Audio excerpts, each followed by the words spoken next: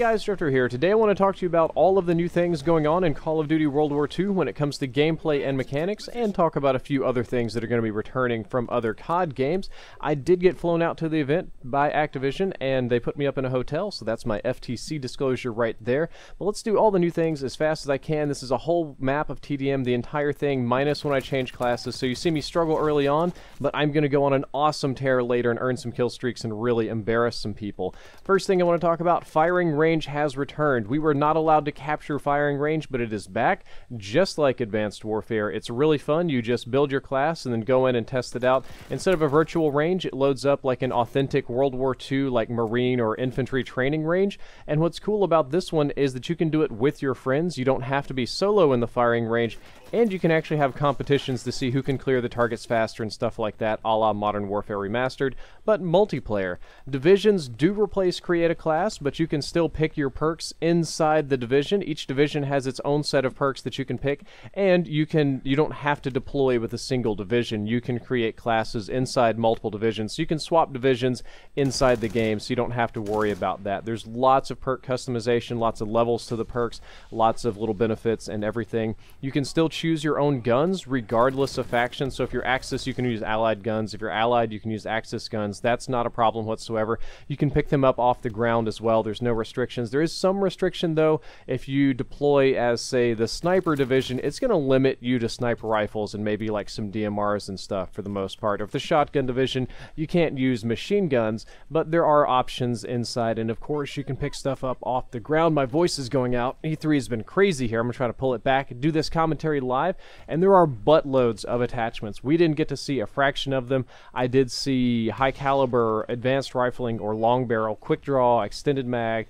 fast mag. I saw optical attachments. I saw with suppressors, which we'll talk about later.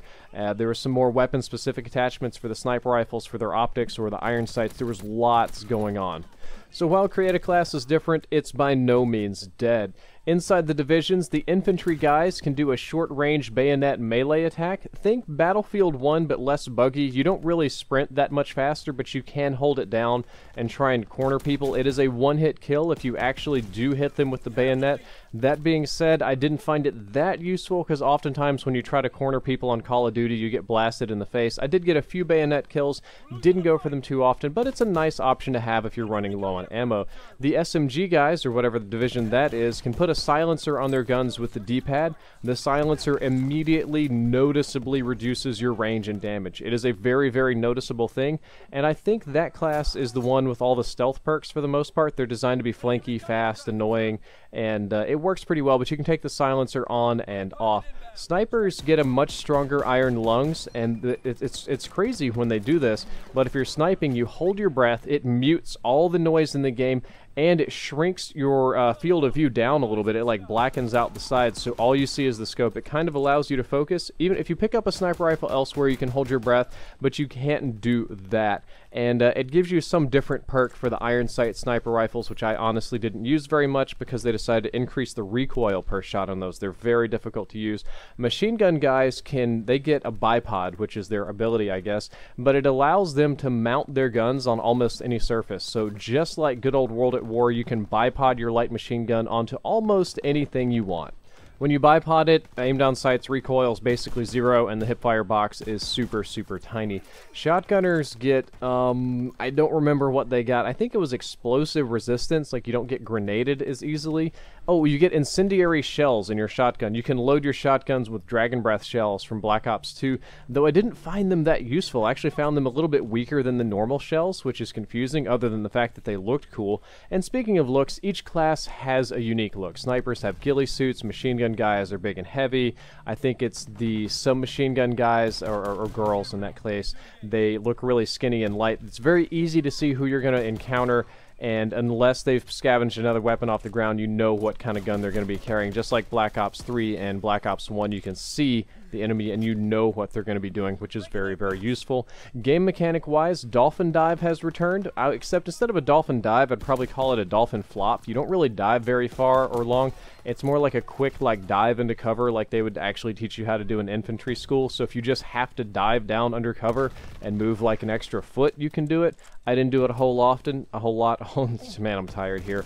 There are a lot of mounted turrets in this game. It's authentic World War II, so the mounted turrets are real. They've been kind of gimmicky in the last couple Call of Duty games and put to the side, but there's a lot of pillboxes, there's a lot of cover, there's a lot of places to do that, not to mention that you can just bipod your machine guns anywhere. Pistols, in general, are kind of weak. They don't kill really hard. Maybe that's a good thing because this game primarily focuses on your primary weapons. They're not lame, they look cool, they sound cool, they're authentic and fun, but they're not super powerful. What is super powerful? Sniper rifles. Oh my god, are they strong in this game. They're so good. Pomage and Noah sniped me so many times, and in the handful of times I did use a sniper rifle, I managed to do very, very well with it.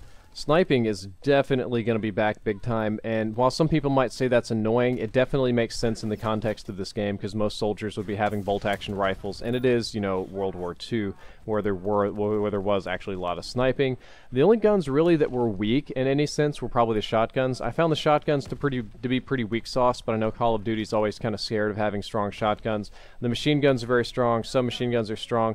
The assault rifles, which would be like the BAR and the M1 Garand, they dump on people pretty hard. When it comes to score streak, they're roughly classic Call of Duty score streaks, but with new skins. They have something that I would liken to a Predator missile. It's the big missile you saw from the trailer. It drops from the ship and you can steer it.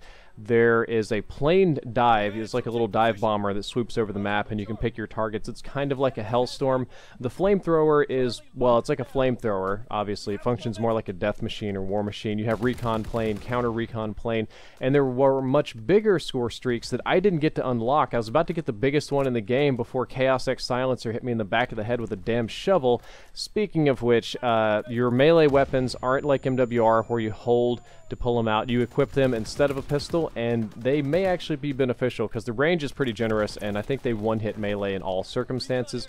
Most of the grenades you'll already be familiar with. We have frag grenade, smoke grenade, gas grenade, sticky grenade, and yes, even the ever so unpopular bouncing Betty. So there are some new things going on, mostly inside the divisions with the very small abilities that you get with each class, but generally speaking, this is not a COD that's going to take a huge adapting to. It's going to feel a lot like classic COD. You're going to be able to hop in and play very, very quickly.